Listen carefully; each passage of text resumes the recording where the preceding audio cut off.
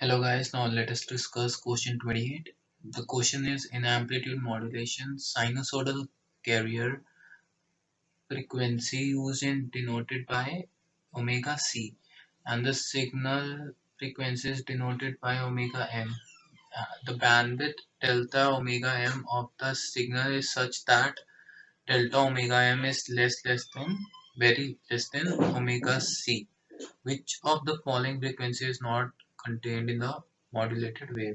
The options are first omega m, second omega c, third omega m plus omega c, and fourth omega c minus omega m.